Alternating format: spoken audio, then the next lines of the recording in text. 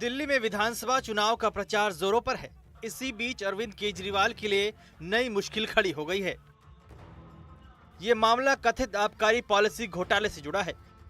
सूत्रों के मुताबिक दिल्ली के उपराज्यपाल विनय सक्सेना ने इस मामले में अरविंद केजरीवाल के खिलाफ मनी लॉन्ड्रिंग के मामले में मुकदमा चलाने की अनुमति ईडी को दे दी है। ईडी ने इसी साल 21 मार्च को अरविंद केजरीवाल को गिरफ्तार किया था। मई में उनके और आम आदमी पार्टी और अन्य के खिलाफ चार्जशीट पेश की थी।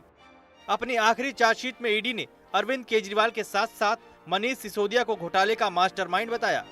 ईडी ने कहा कि केजरीवाल और सिसोदिया ने साउथ लॉबी की मदद के लिए आबकारी नीति 2021-22 में बदलाव किए।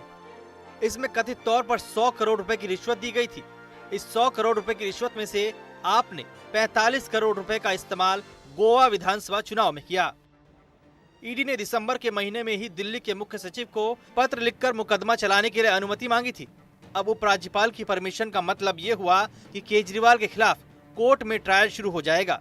वहीं इसे लेकर बीजेपी और आप आमने सामने हैं। आज कह रहे हैं प्रोसिक्यूशन सैंक्शन दी है, तो इसका मतलब पिछले 2 साल से जो टीवी के अंदर सर्कस कर रही थी भारतीय जनता पार्टी, वो सब झूठ थी।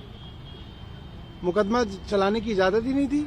तो ये क्या चल रहा था, क्या ड्रामेबाजी चल रही थी। और आज भी हमारी जानकारी है, आज भी कोई प्रोसिक्यूशन सैंक्शन नहीं दी गई है अब तक। सिर्फ और सिर्फ झूठ और राजनीति कारणों से ये सारी के सारा षड्यंत्र चलाया जा रहा है और ये बहुत शर्म की बात है।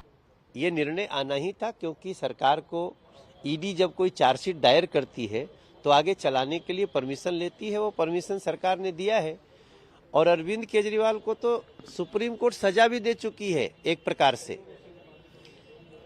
अरविंद केजरीवाल आज मुख्यमंत्री पद पे नहीं है। क्यों नहीं है? ऐसा तो नहीं कि उनके विधायक कम हो गए। तो पहले से जो ऑब्जर्वेशन है माननीय सुप्रीम कोर्ट का, वो कहता है कि आप दोषी हो। अब उसी को ईडी ने केस चलाने के लिए बात करी है, उसको परमिशन मिला है। अरविंद केजरीवाल ने हाईकोर्ट में चार्जशीट को रद्द करने की भी अपील की हुई है, जिसमें हाईकोर्ट ने ईडी को नोटिस जारी कर दिया है।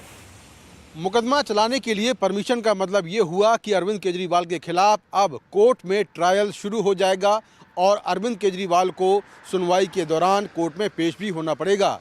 विधानसभा चुनाव के ठीक पहले मुकदमा चलाने की मंजूरी मिलना केजरीवाल के लिए मुश्किलें खड़ा कर सकता है। नई दिल्ली से कैमरा पर्सन शेख मोमीन के साथ मैं मुकेश सिंह सेंगर, एनडीटीवी इंडिया।